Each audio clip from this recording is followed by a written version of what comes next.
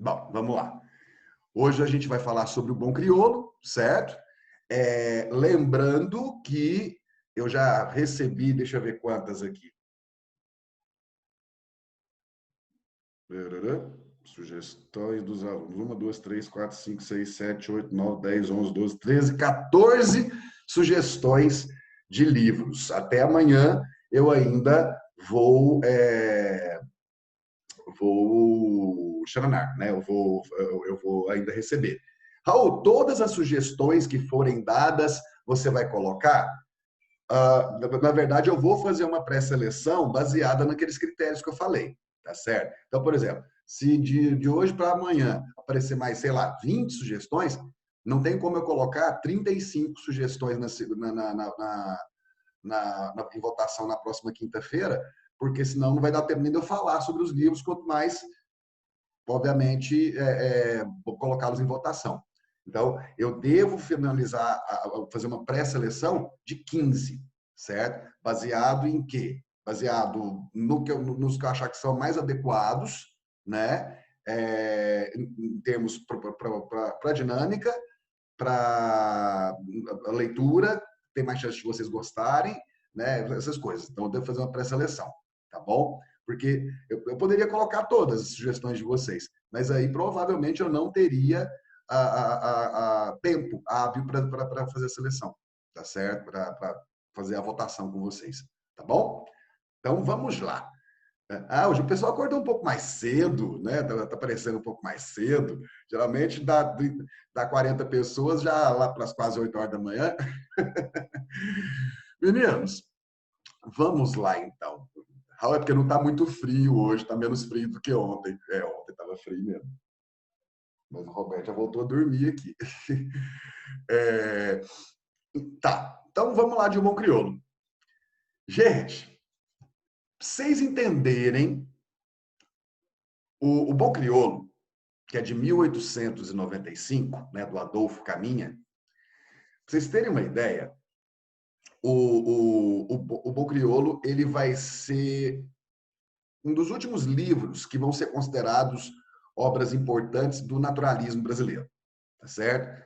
Porque a gente vai entrar logo depois ali, a gente vai entrar logo depois do Bom Crioulo, em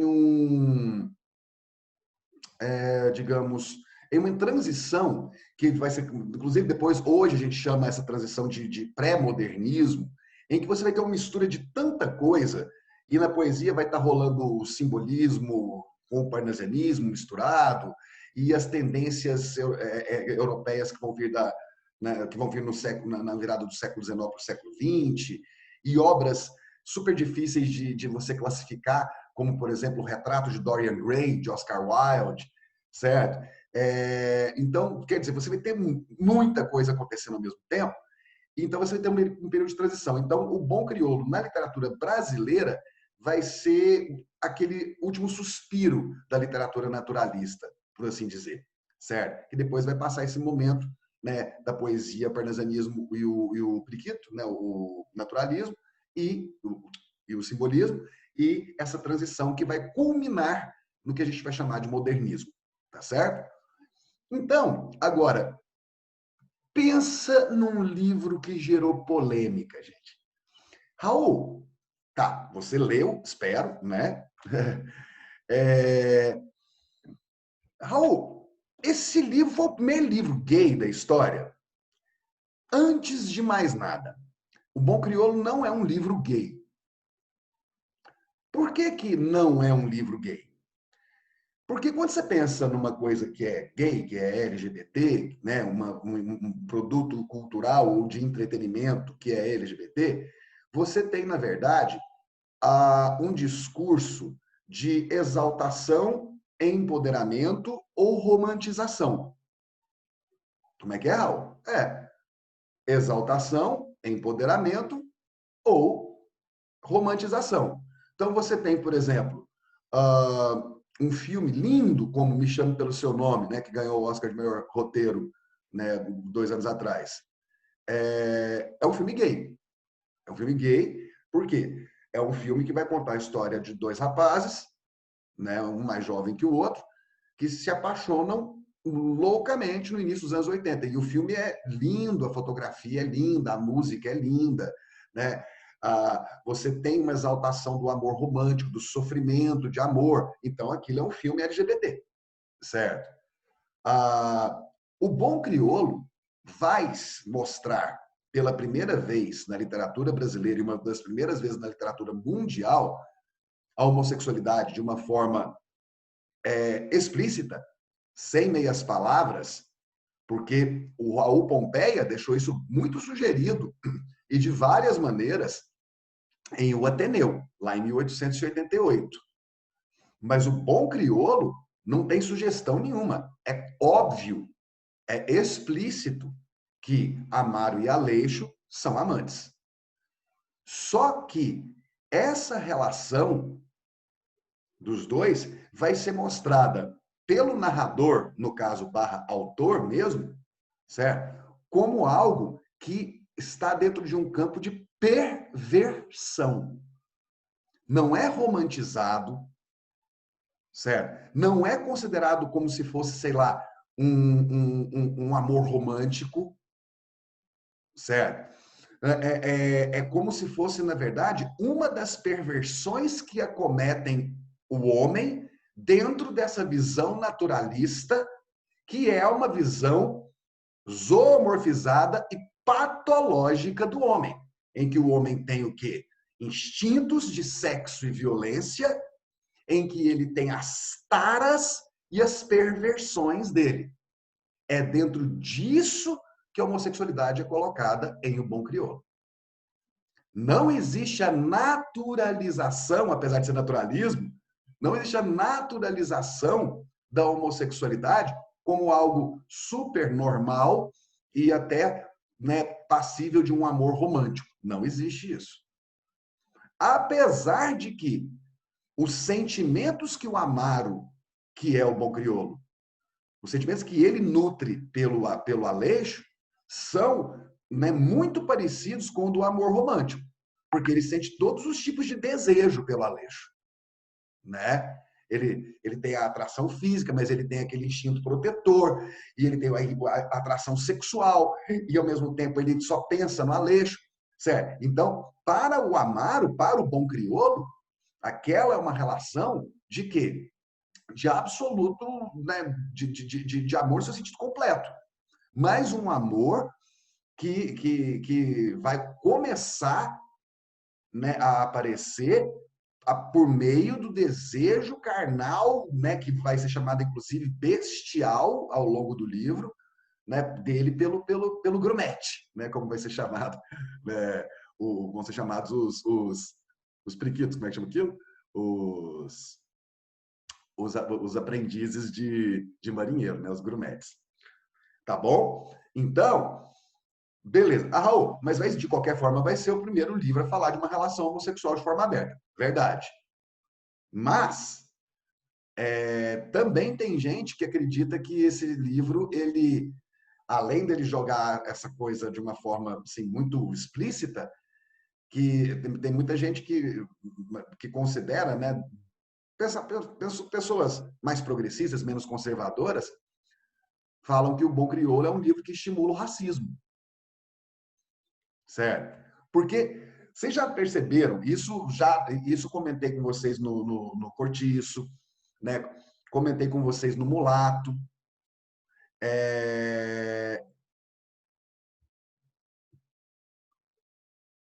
Fazer. Ai, Raul. Ai, Raul. Ai, Raul. Antes do Aleixo fazer Ai, Raul com a Carolina, eu achava que ele também tinha feito com o Amaro. Só que depois ele passou a ser chamado de virgem. Não, ele fez sim. Só que ele era virgem, ele nunca tinha sido ativo numa relação. Essa que é a questão, né? Ele nunca tinha sido ativo numa relação. Então, meninos, o que acontece? olha só o impacto do livro à época. Vou compartilhar com vocês aqui uma reportagem da Folha de São Paulo que fala um pouquinho sobre como que o Bom Crioulo foi visto por parte da crítica na época. Olha só. Cadê? Porra, ajuda.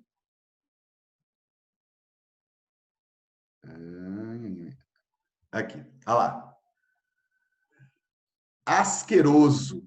Ramo de pornografia até hoje inédito por inabordável, ou seja, por ser uma coisa que não deveria ser abordada nunca. Romance vômito, romance pus. Quem falou isso? Um crítico literário da época chamado Valentim Magalhães, certo? Importante crítico literário do Brasil oitocentista, ou seja, do século XIX, e um dos fundadores da Academia Brasileira de Letras. Ele estava aqui replicando as críticas mordazes, né, ferinas, destinadas ao Bom Crioulo à época de seu lançamento. Certo? Qual era o lançamento? Qual era a época do lançamento de Bom Crioulo? Aqui, ó. Eram tempos conturbados. O Brasil, há pouco, se tornara uma república, né? Então, quer dizer, o Bom Crioulo é de 1895, o Brasil tinha se tornado uma república em 1889.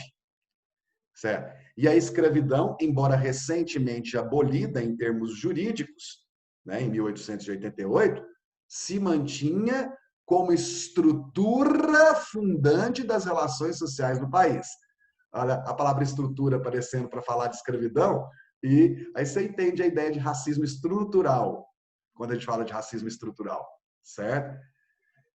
Espraiando seus efeitos por meio da linguagem do racismo. Então, ainda havia essa estrutura escravista, ou de modelo escravista, né, que era disseminada por meio da linguagem do racismo. Científico, literário, institucional e cotidiano, certo? E na literatura, né, no momento de grande voga das teorias raciais, lembra do determinismo? Você é fruto do meio, da raça e do momento histórico, certo? Então, no momento de grande voga das teorias raciais, que defendiam uma suposta inferioridade congênita dos negros, e de condenação da mestiçagem, lembra que nessa época vai ser a época que o governo brasileiro vai querer fazer o embranquecimento da população, trazendo europeus como imigrantes, certo?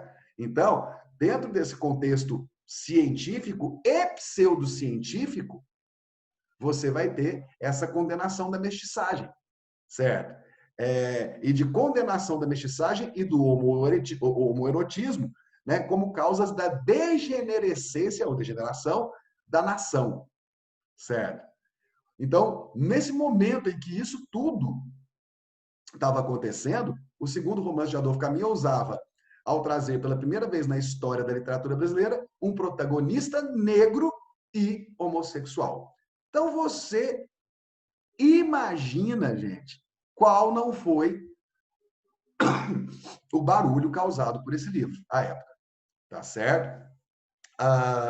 Bom, como você, assim, o livro, apesar de toda a polêmica e de muitas críticas negativas, inclusive, principalmente por parte dos grupos intelectuais mais conservadores, ele, na verdade, resistiu à prova do tempo, tanto que durante o século XX ele foi transformado em peça de teatro, ele virou filme, certo? E até hoje ele é pedido como bibliografia, né, em vestibulares e em processos como o PAS, onde ele está, inclusive, né, na prova que você, se tudo der certo, vai fazer no final do ano, na segunda etapa.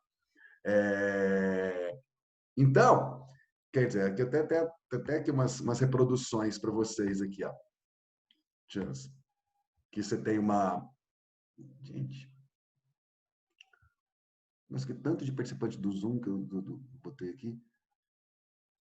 Aqui. Oh, chatice. Cadê o trem aqui? Sobe. Ah, lá. Aqui uma montagem, né, de um Bom Crioulo. A dona Carolina, né? O Aleixo e o Amaro, certo? É, e aqui a reprodução de uma das primeiras capas do livro, certo? Você tem, então, aqui a Corvéia, né, que era o barco onde eles se conheceram, o navio onde eles se conheceram, e o Amaro e o Aleixo, que aqui não está tão jovem quanto ele parece ser, na verdade, na descrição que o livro faz, né? Bom, alguém perguntou alguma coisa? Ou no começo de 2000, ou no começo de 2021, é verdade. É. Então tá. Meninos, então vamos lá. Bom, eu fiz assim algumas anotações sobre o Bom Crioulo enquanto eu estava fazendo a leitura dele. Então, algumas anotações aqui. Então, deixa eu começar. Bom, primeiramente, ah, eu tinha comentado com vocês, eu acho que tinha, que assim, não se assuste com o descritivismo da literatura dessa época, né? Os naturalistas, eles gostavam muito de descrever, os românticos também gostavam, até os realistas gostavam muito de escrever. E assim, você tem, em alguns momentos da narrativa, você tem, inclusive no começo dela, uma descrição enorme sobre a paisagem do Rio de Janeiro, sobre o barco, né, a Corvéia. É Corvéia? Corveta? Eu tô na dúvida, esqueci o nome. Corveta, Corveia? Cadê? Corveta. Corveta, com T, né? Corveta, é Corveta. A Corveta, aí você fica assim, gente do céu. Inclusive, inclusive tem uma coisa que é uma curiosidade, que quando se faz a descrição do Rio de Janeiro, fala-se lá da Pedra da Gávea, fala-se do Pão de Açúcar, fala-se do Morro do Corcovado, certo? Mas não se fala na estátua do Cristo Redentor. Por que não se fala na estátua do Cristo Redentor? Porque esse livro é de 1895 e o Cristo foi inaugurado em 1930. Então, a gente está falando de um Rio de Janeiro que nem conhecia o seu ponto turístico mais famoso, né? É legal para você dar essa situada. E como geralmente acontece nas narrativas naturalistas, você tem, né, o uso do narrador em terceira pessoa. Raul, o narrador em terceira pessoa no naturalismo ele é comum porque você disse que os narradores no naturalismo eles vão meio que funcionar como se fosse uma espécie de cientistas observando, né, uma experiência que seria o comportamento humano. Exato. Né? Então, como observador dessa experiência, ele vai narrar em terceira pessoa. Raul, mas isso então não dá onisciência para esse narrador? Tipo, vamos lembrar que é onisciência? Onisciência é a capacidade do narrador saber o que se passa na mente e no coração das personagens. Então, o narrador está contando o que está acontecendo lá em terceira pessoa, de repente, ele comenta, por um instante, um calafrio percorreu o corpo de Aleixo e ele pensou nas possibilidades funestas que aquilo poderia ter. Ué, isso é onisciência. O narrador, que é um observador, né, sabe o que está acontecendo na cabeça, né, o que ele pensou, né, o que o personagem pensou. Então, apesar de ser narrador-observador, você tem sim níveis de onisciência nos narradores narrativos. Em Bom Crioulo também existe isso. Beleza? Tá? Direto você vai ter como os personagens estão se sentindo, né? Quando isso acontece com todos os personagens, com Aleixo, com a Carolina, com o Amaro, direto a gente é, né, confrontado com as sensações, com os sentimentos e com os pensamentos desses personagens, via narrador em terceira pessoa. Então, é um narrador que tem alta onisciência. Ele sabe muito do que se passa dentro dos corações e mentes dos personagens. Tranquilo? Então, vamos lá. Uma coisa que é interessante observar, gente, é que, assim, fala-se no livro umas 3 ou 4 vezes, não me lembro exatamente quantas vezes, mas não são tantas, mas são umas 3 vezes, provavelmente.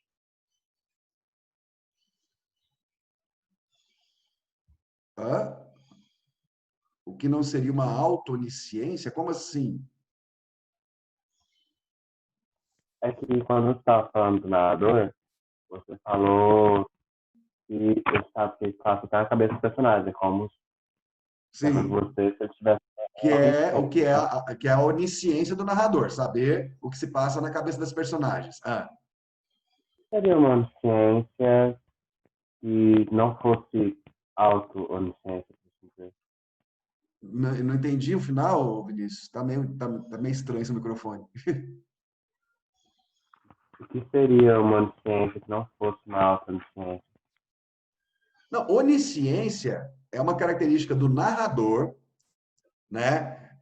De o quê? De saber, né? De narrar para para o leitor o que se passa na cabeça das personagens, tá bom? Os sentimentos e os pensamentos das personagens. Isso é onisciência. O que eu disse que tem um alto nível de onisciência, né? Esse alto é de altura, de intensidade. É uma, tá? É uma um alto nível de onisciência. Por quê? Porque o personagem sabe, desculpa, o narrador, ele constantemente vai falar do que se passa no coração e nas mentes das personagens, tá certo? Então, é um alto, não alto, é um alto nível de onisciência, ok? Então, tá, beleza. Gente, é assim, eu estava falando da palavra que aparece umas 2, 3 vezes no livro, certo? Que talvez você nunca tenha ouvido, não sei se você já ouviu falar. É uma palavra que é recuperada, inclusive ela é utilizada desde a época da Grécia Antiga, que é a palavra pederastia, certo? O pederasta. Que é pederastia? O que é pederasta? Né? Pederasta seria aquele sujeito, geralmente do sexo masculino, que tem relações sexuais com homens mais jovens, certo? Então, é uma mistura de homossexualidade com quase pedofilia, tá certo? E as relações homossexuais na época, era comum, na verdade, que homens mais velhos, né, de, sei lá, 30 anos de idade, ficassem, né, com rapazes bem mais jovens, às vezes até adolescentes, como é o caso do Aleixo. Isso era o crime de pederastia. Já que eu citei aqui hoje já o retrato de Dorian Gray, né, que é um livro maravilhoso de um cara britânico chamado Oscar Wilde. O Oscar Wilde, que era ele nunca escondeu a sexualidade dele, ele foi preso na virada do século XIX para o século XX por pederastia, certo? Porque muita gente acredita que isso foi uma armação, porque ele falava mal de todo mundo, não tinha papas na língua, era um cara que sempre usou muito da ironia e do humor para fazer crítica a uma metralhadora de críticas, só que ele era homossexual. E isso era o calcanhar de Aquiles dele. Então, né, tem gente que acha que armaram para ele, né, para que ele fosse ah, para que ele fosse preso por pederastia. E agora, de onde vem essa ideia da pederastia? A pederastia, ela vem exatamente lá da Grécia Antiga, como o Perico ele colocou ali, ó, certo? Ah, porque a pederastia, como base da homossexualidade na Grécia Antiga, era basicamente a iniciação sexual, não só sexual, mas intelectual, sentimental, mas também sexual, né, dos jovens, por meio de outros homens que eram mais velhos. Tá certo?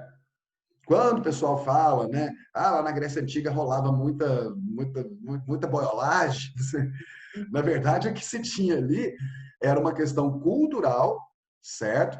Em que, por uma questão de uma sociedade que era basicamente também patriarcal, não se acreditava que a mulher pudesse ensinar nada para o homem, nem mesmo a ser homem.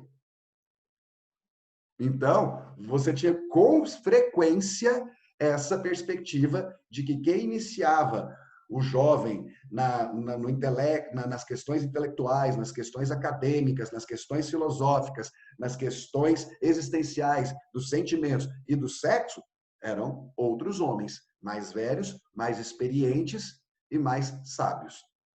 A mulher cabia qual papel? Reproduzir e reproduzir. Certo?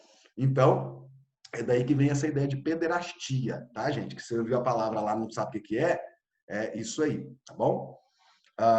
No caso, a pederastia do livro acontece exatamente porque Amaro vai ser considerado um pederasta, exatamente porque ele é um homem por volta de seus 30 anos de idade, que vai se envolver sentimentalmente e sexualmente com um adolescente, que no começo do livro tem 15 anos, o Aleixo, né? Peraí só um pouquinho que o Roberto resolveu que vai lá no meu quarto.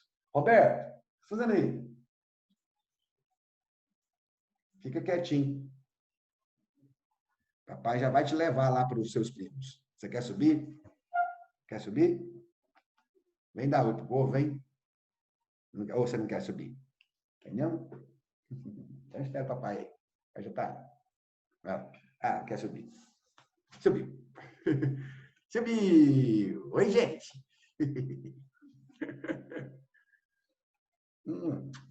Então, gente, beleza. Deixa eu ver aqui.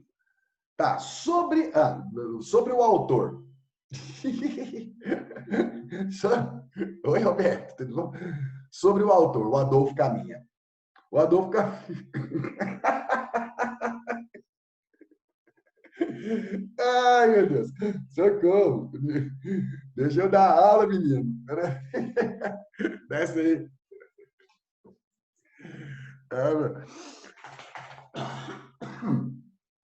Espera aí. Sobre o Adolfo Caminha. O Adolfo Caminha, gente, teve uma história de peripécias, assim, né? O Adolfo Caminha era até um cara bonitão. Depois, eu esqueci de abrir uma foto dele aí, mas ele é um cara até bonito. E parece que era bem mulherengo, inclusive. Andou pegando a mulher de um... ele entende... Raul, ele entende alguma coisa de marinha? Ele fez parte da marinha? Sim, ele foi oficial da marinha.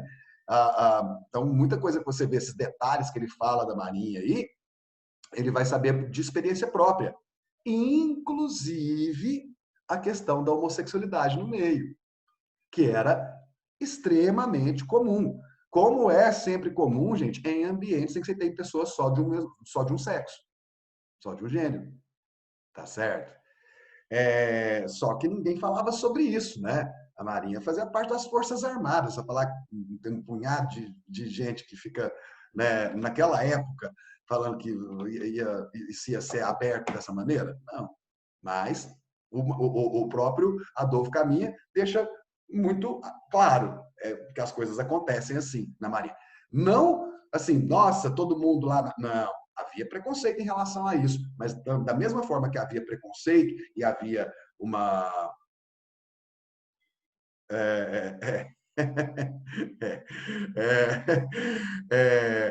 havia preconceito em relação à periquita, né? O que? A homossexualidade, mas também havia a presença dessas ações, né, bastante frequente. E aí o Adolfo Caminha, inclusive, ele vai ser afastado, vai ser expulso da Marinha, porque ele vai, né, xananar com a mulher de um oficial, danadinho, né, de um oficial da Marinha. Ou, né, Einhou com a mulher de oficial.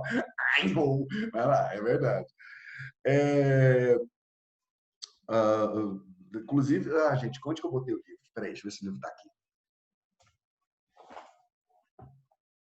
Aqui. Para quem tem essa edição, lá na página 24, vai falar dessa coisa da homossexualidade frequente na Marinha. Isso está no capítulo 3. Fala assim, ó, e agora, como é que não tinha forças para resistir aos impulsos do sangue? como é que se compreendia o amor, o desejo da posse animal entre duas? Não, não é isso.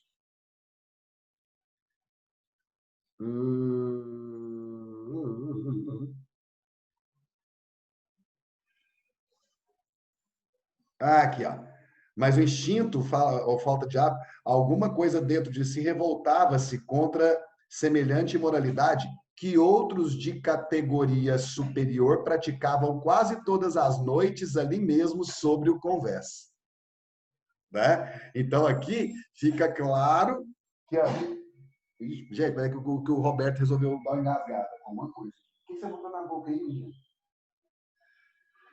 Oh, meu Deus do céu. Tá? Então, olha só. Outros de categoria superior, outros marinheiros de categoria superior, né? Tô falando dos oficiais aqui, né? Praticavam quase todas as noites ali mesmo sobre o convés. Olha só a frequência com que acontecia, né, a homossexualidade ali naquele meio. Tá certo? Ah, Sola termina em símbolos. Obrigado. Então, beleza. Gente, em vários momentos você vai ter essa questão da, da, da animalização sendo colocada, né? Por exemplo, nessa página 24 também tem essa parte, que quando o bom crioulo, né, que é o Amaro, ele se sente atraído pelo grumete. É impressionante o tanto que vai ser mostrado o Aleixo, gente, como um bibelozinho, uma coisinha toda lindinha, tal, não sei o quê. Ao mesmo tempo, muito frágil, quase com um corpo de mulher, mas ao mesmo tempo um homem que está desabrochando, ficando mais musculoso, mais bonito, tal. É muito ambígua a figura do Aleixo, certo? Porque você entende por que a Carolina se interessa por ele, porque ele é um homem desabrochando, um homem bonito desabrochando, e você entende por que o Amaro se interessa por ele, porque ele ainda é delicado, parece que precisa de proteção, parece quase uma mulher, né? De tão bonito que é. Então, essa figura ambígua, certo? E que vai ser, né, ambígua o tempo todo.